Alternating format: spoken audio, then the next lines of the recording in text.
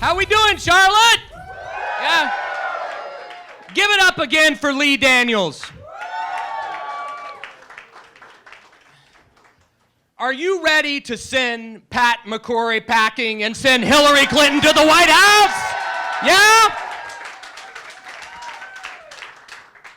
Well, you know what? All of you are already helping. First of all, how many of you voted already? All right. Now, how many of you have already been working with us, and those who haven't will, after this, go make phone calls, go knock on doors, and make sure everyone else in this state votes? You know, this doesn't get talked about a lot, but there are more than 10 million eligible LGBTQ voters in this country today. More than 10 million. That means there are more than 250,000 of us right here in the state of North Carolina. So guess what? When we vote, we win, right? And, you know, I don't have to tell you all how high the stakes are in this election, but we've been told this our entire lives. As I look around this room, every one of us has always been told, as Lee said, this is the most important election of our lives. Well, in past, they haven't always been honest with us, right? Because this election actually is the most important election of our lives, right? Well, the difference for our community between these two candidates could not be greater. In fact, we've never had more at stake in an election. And you know what? Oftentimes, unexpected tragedies are what defines leaders and those who think they're leaders. And I want to say something serious for just a moment, because just a few months ago, one of the most horrific tragedies in the history of our country struck our community in Orlando, Florida, right? What did Hillary Clinton do? She flew down to Orlando. She helped our community heal. She met with families of the victims. She met with survivors. And she went to Pulse to pay her respects. That's what a president looks like.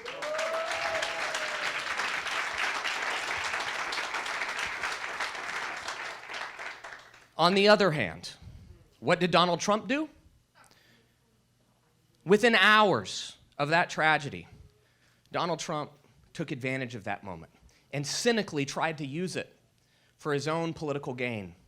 He held a press conference and said that, in fact, he would be better for our community than Hillary Clinton. We know better than that, right? He went on to say, and he asked the question, just ask the gays. Well, since he asked, let's make this perfectly clear. There is only one champion for LGBTQ people in this race, and it's Hillary Rodham Clinton.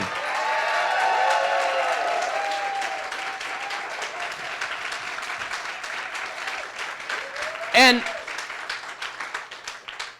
I want you to just for a moment remind ourselves, but remind all those who've yet to vote, to just look at their records. While Donald Trump has threatened to legalize Kim Davis-style discrimination in HB 2 all across this country, Hillary Clinton has made passing the Equality Act a cornerstone of her campaign.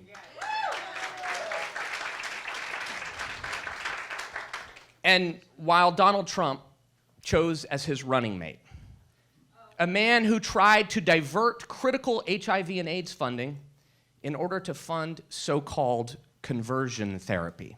That's who he chose. Meanwhile, Hillary Clinton is committed to banning conversion therapy for minors, stopping the spread of HIV, and achieving an AIDS-free generation.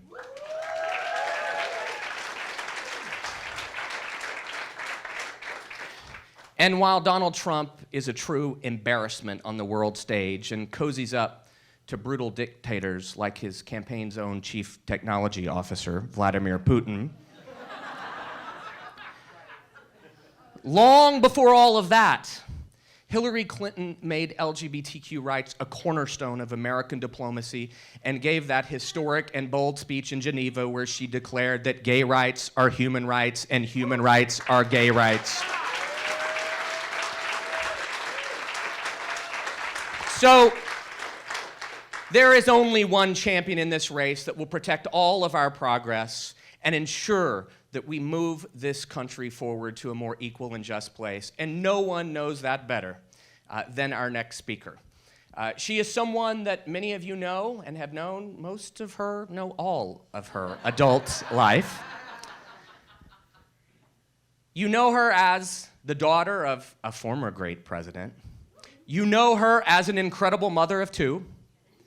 You know her as the daughter of our future president. But let me tell you something. This woman is one hell of a leader in her own right. She has been standing up for those who need others to have their backs for her entire adult life. She has been standing up for women and children all around this world and in this country today. She's been a champion for our community, standing up and speaking out against so-called conversion therapy. She was one of the early champions that helped us change hearts and minds with her public support for marriage equality. And in her leadership at the Clinton Foundation, by the way, a foundation that has changed millions and millions of lives around this world. But I am so proud of so many things that Chelsea has done at the Clinton Foundation, but one thing in particular I want to mention. The Clinton Foundation, under Chelsea's leadership, has saved millions upon millions of lives around this world, by providing needed care and medication for HIV patients all around this globe. And one of these days, when we do reach that moment where we eradicate this disease from our world, Chelsea Clinton and the Clinton Foundation will have played a major role in that. So join me in welcoming a dear friend, an incredible ally and champion, Chelsea Clinton. Oh, thank you, Chad. Thank you. I am so excited to be, here with Chad, with all of you. I teased Chad that if my mom's initials weren't HRC, he'd be my favorite HRC. But he has to be my second favorite HRC, and I hope he understands that. I just am so excited to be here in North Carolina. Thank you to all of you who have already voted for my mom. Thank you for all that you're doing to turn North Carolina blue up and down the ballot. I'm constantly talking to people across our country about how important it is to vote up and down the ballot. And you understand that probably more than anyone else does at this moment in time. So thank you for what you're doing to make the case about why this election is the most important of our lifetime, while also recognizing that all elections really matter. I just want to share a little bit about kind of what I'm saying around the state and around the country, and then open it up to your questions or your thoughts about what more you think we can and should be doing over the next few days, because we do have 3 days left. And depending on your perspective, that either might seem, oh my gosh, it's just right upon us, or oh my gosh, we still have 3 more days. I feel both of those things pretty acutely. And yet I do just know in my heart that this is the most consequential election of my lifetime. And I feel that way in part because it's the first presidential election that I am participating in as a parent.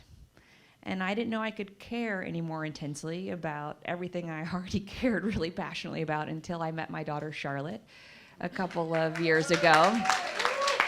And then her little brother Aiden, and found that I could. LGBTQ rights are one of those things I didn't know I could care any more intensely about. I have no idea who my children are going to grow up to become, who they're going to grow up to love. I can't wait to be part of supporting their journeys.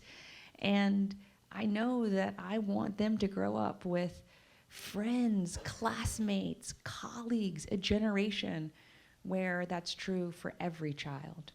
And we just have so much more work to do to reach that vision.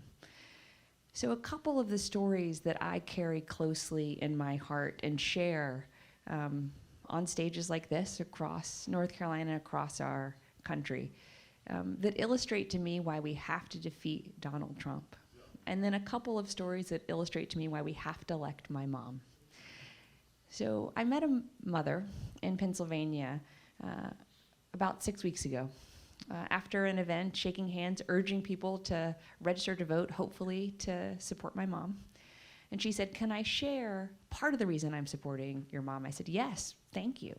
She said, "I immigrated to the United States 12 years ago from Guatemala. I came to go to graduate school at Penn State because I hoped if I got a graduate degree, I would be able to provide a better life to my then 6-month-old son."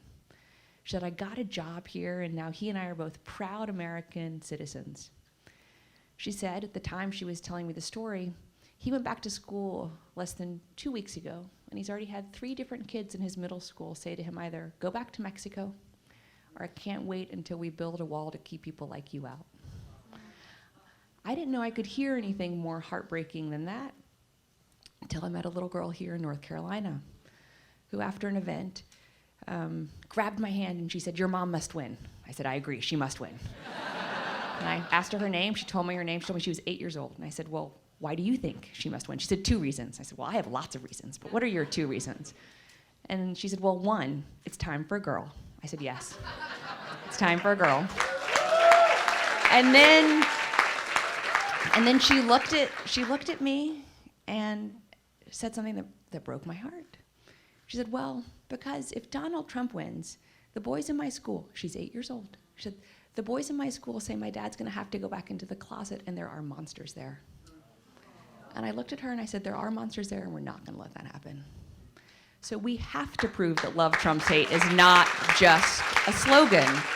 Because when we say that our children are listening, that's not rhetorical. No child should ever be bullied. No child should ever have to worry about the safety of their parents. And yet, thankfully, I've also lost track of the number of children I meet who know they have health insurance because of my mom's work, or the young woman I met who proudly told me she was a graduate of both Head Start and Harvard, and she didn't think the second would have happened without the first, and she knew my mom had played a fundamental role in expanding early Head Start. So when we say that this is the most important election of our lifetime, when equality is on the ballot, when opportunity is on the ballot, it's true. And we know that through the stories that I shared, and I'm sure the stories that those of you that have been knocking on doors and have been making phone calls are hearing every day.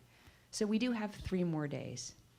And we just have to keep making the case, because it's just too important for anyone to sit on the sidelines. Because whether we care most intensely about something that we've already talked about, conversion therapy is right up there with the things I didn't know I could care more about until I became a parent. And I think it's just, as Chad hears me say over and over again, child abuse masquerading by another name, or something else that we haven't discussed.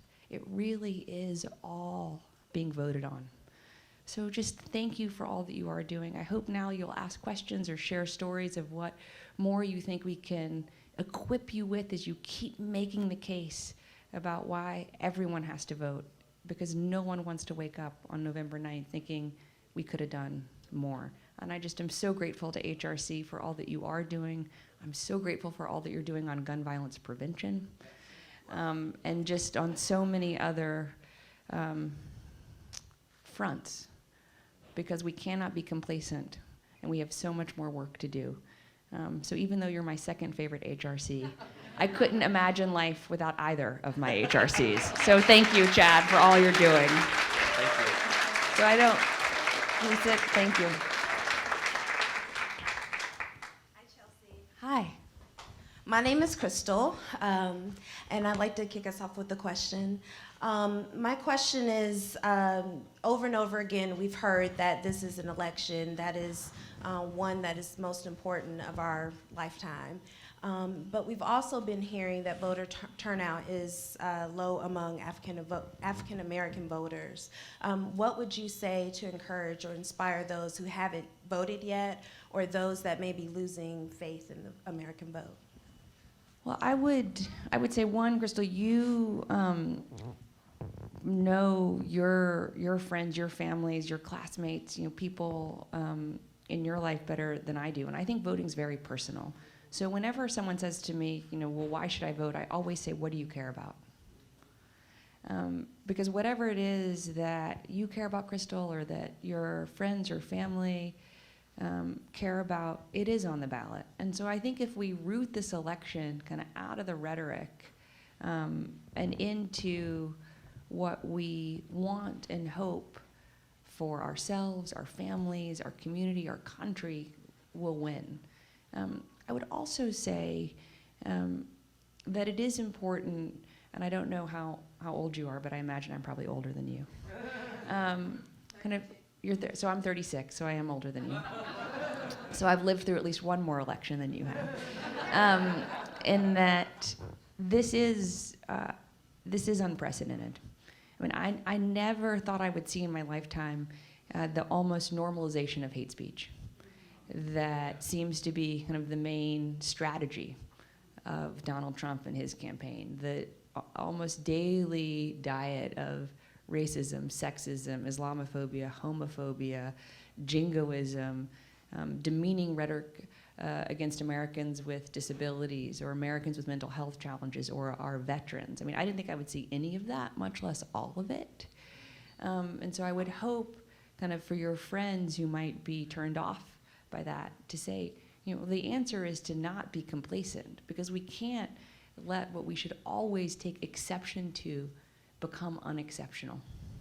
And so I would hope that whether it's a single issue that can really motivate people, or just the sense of thinking, no, actually, they want us to tune out, right? They want those of us who think that is unacceptable, where racism and homophobia are not opinions, right? We don't have a difference of opinions about that. So if that's how you feel, I think you have to turn out to vote. And I would just say, having spent a lot of time on colleges and university campuses, I've been recently having conversations, asking people, like, would you let someone pick out what classes you're taking this semester? Of course you wouldn't. So why on earth would you let someone else determine the fate of our country? So I don't know if any of that's useful, but that kind of is how I think about this and kind of the conversations that I'm having, particularly with young people. Yeah, thank you.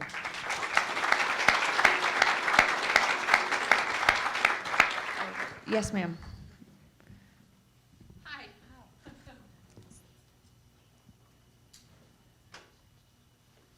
My name's Catherine. Welcome to North Carolina. Thank you, Catherine. So when you're hanging out with your mom and dad, which you probably don't get to do very often, but on the rare occasion, Charlotte has a policing problem.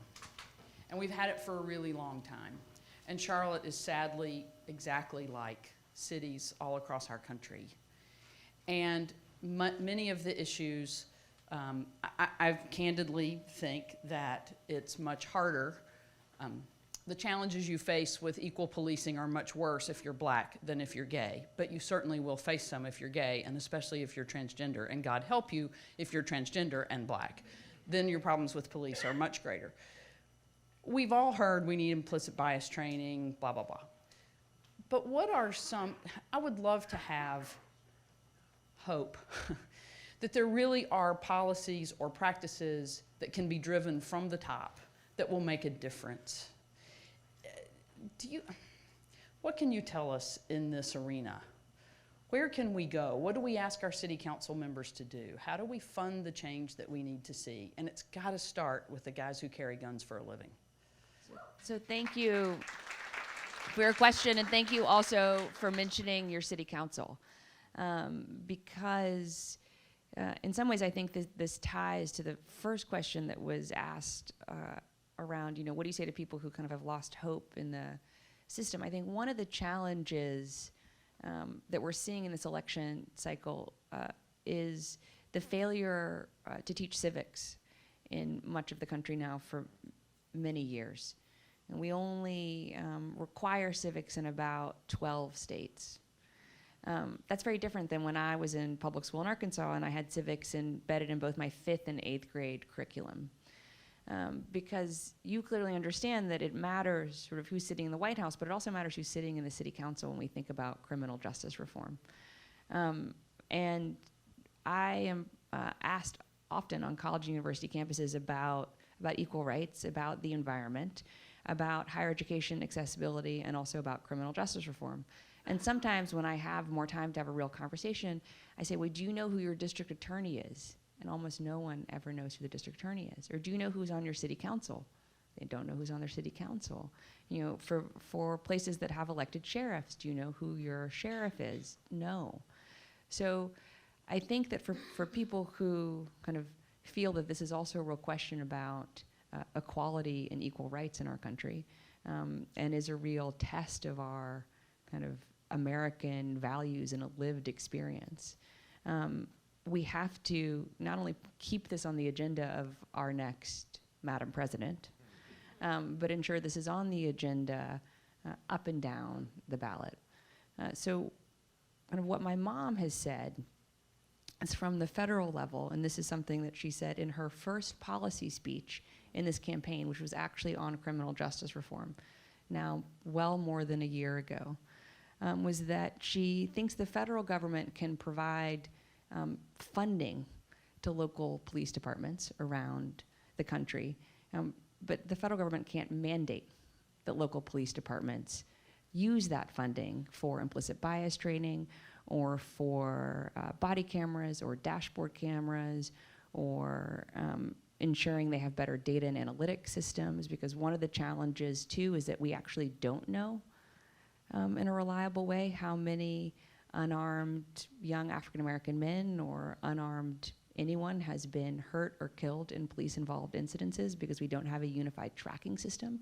That's something that President Obama is working to change with the Justice Department. But the best database we have is something called The Counted, and it's kept by The Guardian, which is a UK newspaper. And while I'm grateful that they do that, that's something that the government should be doing. So by providing federal funding, at least it will be clear kind of to people in places anywhere in our country, whether here in Charlotte or in New York City or anywhere, are local police departments then taking advantage of that funding? Because ultimately, whether or not they take advantage of the funding and how they use the funding and how they're held accountable for how they're using the funding, or whether or not they're building bonds of trust with the communities they are given the sacred duty to protect, that has to be done at the local level. So the federal government can be a partner, but can't do it alone, because policing under the Constitution is a state and local authority, not a federal authority. So thank you for your question. We have a question over here. This is Miranda, who's 10. Hi, I'm Miranda, and I would like to ask a question. I would like to become a president one day, and I was going to ask you for some advice I could have. Well, Miranda, thank you for asking your question. What grade are you in? So you're 10, what grade are you in? 5th. You're in 5th grade. How's 5th grade going so far? Great. Great. Are you working hard? Yes. You're doing all your work? Yes. Okay, well, that I think is important. I mean, although my mother sometimes is criticized for being over-prepared, I actually want my president to be over-prepared and to have done all her homework and to know kind of what a president can and can't do. To the earlier question, Miranda, that was asked, I think it's important that a president know kind of what she can and can't do within the Constitution, and then push that as far as possible. Because I think we elect a president to largely do 3 things. One, to deliver to the best of her abilities on her policy platform. So whether that's the economy or equality or criminal justice reform. I think the second thing is we elect a president to deal with unforeseen challenges. This is where I think temperament comes really into play. You know, how can a president best deal with kind of the unexpected, because there's always going to be the unexpected. And then I think the third thing we elect a president to do is to always be kind of reimagining America and hopefully helping us get closer to a more perfect union.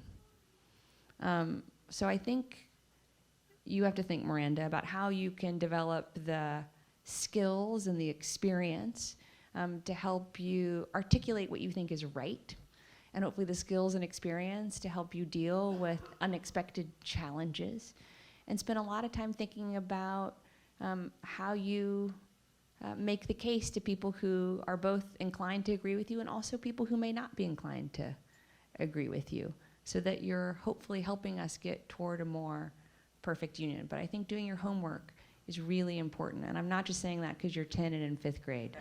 If you were 30 and asking me the same question. And the second thing I would say is, think about kind of what other jobs you may also want to have, kind of to build on the previous question. If you care a lot about criminal justice reform, and that's going to be what motivates you to get engaged and to stay engaged in politics, then think about running for the city council when you get a little bit older. Or think about going to law school so you can run to be your district attorney. Because who's elected president really matters. It also really matters who's elected at every level of government. So thank you, Miranda. And I hope you're going to encourage other little girls to have the same ambitions too.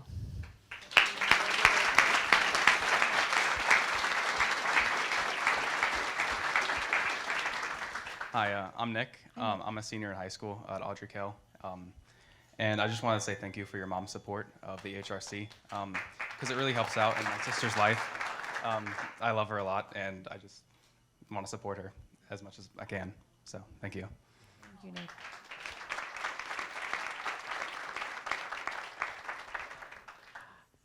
Hi, Chelsea. Welcome to Charlotte, and thank you so much for spending so much time in our state. My name is Dan, and your mom is amazing, and obviously we wouldn't be here if we didn't think so. She's been knocked around. People have come after her, and the amazing thing is she's so badass.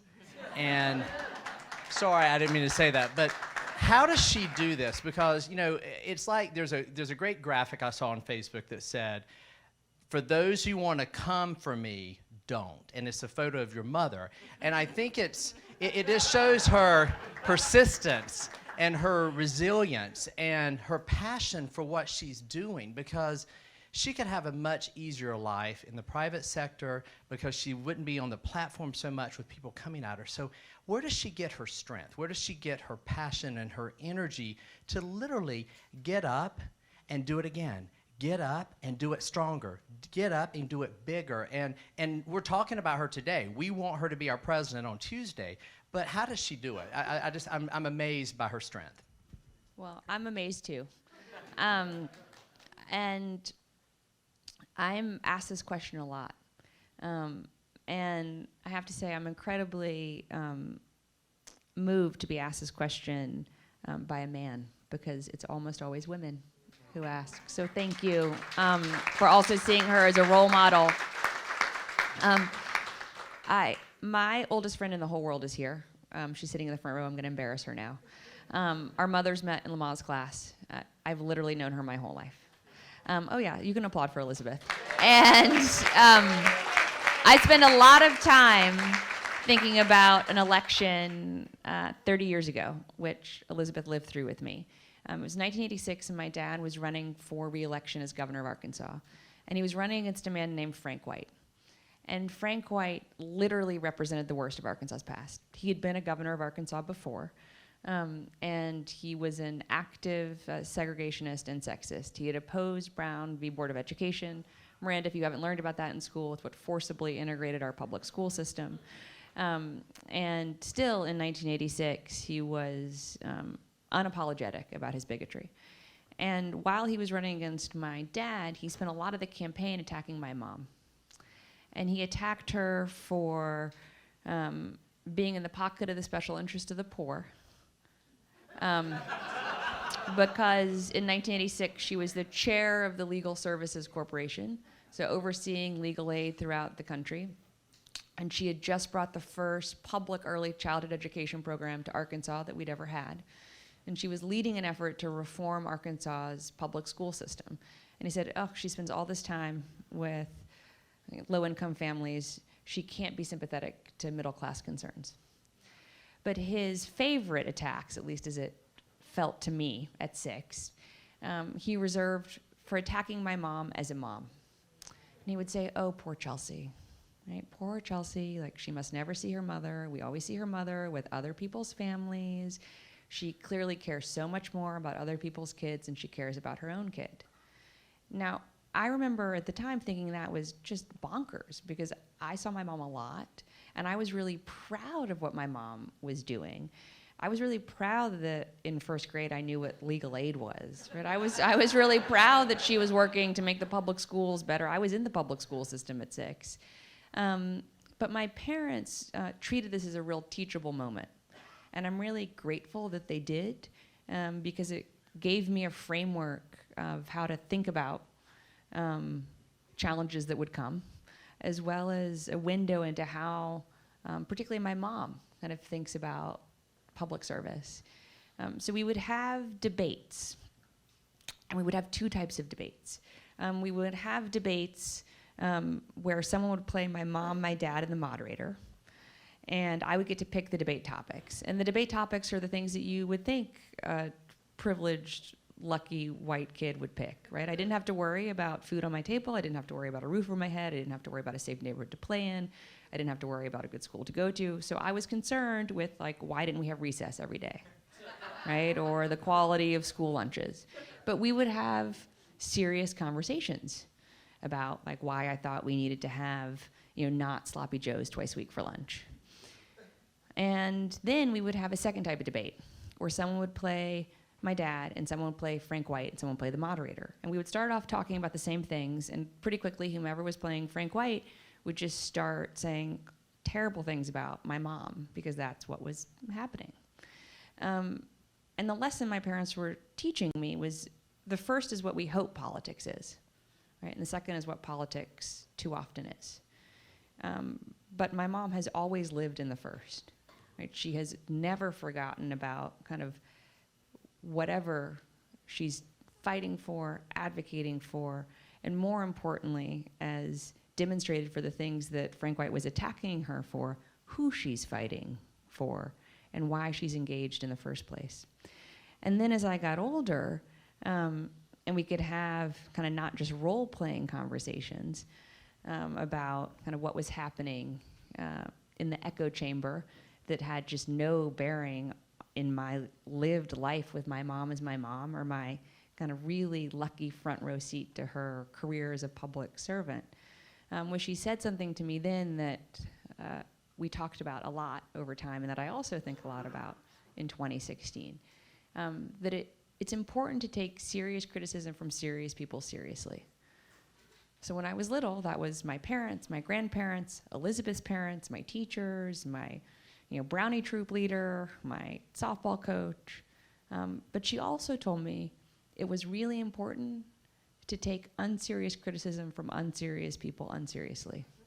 And I think a lot of what we're seeing in this election season is sort of that on steroids. So thank you.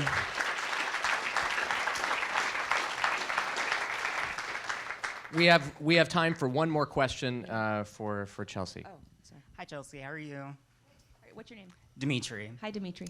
All right, so my question is, I'm a product of a 20-year Army vet, single parent. My mother's actually currently working in Iraq at the U.S. Embassy as a contractor because over the past year and a half, she actually just left in August. She had several job offers, but they were disproportionate to the pay that job entailed. And I know your mother has equal pay for women coming up if she were to become president. And I just kind of want you to touch on that for me because I really don't want my mother in the hot zone anymore.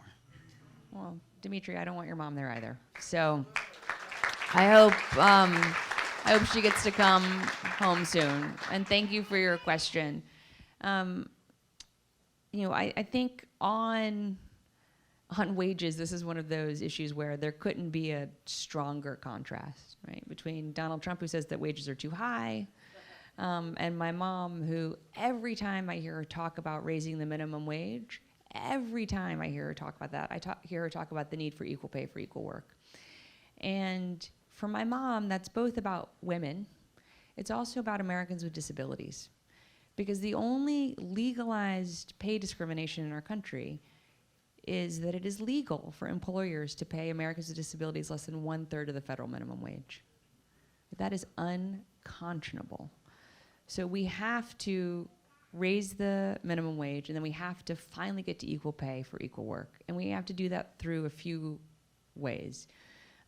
One, we have to build on what President Obama has done with the Equal Employment Office, to fully staff the Equal Employment Office so that the Justice Department is more able to investigate when there are suspected cases of pay inequity.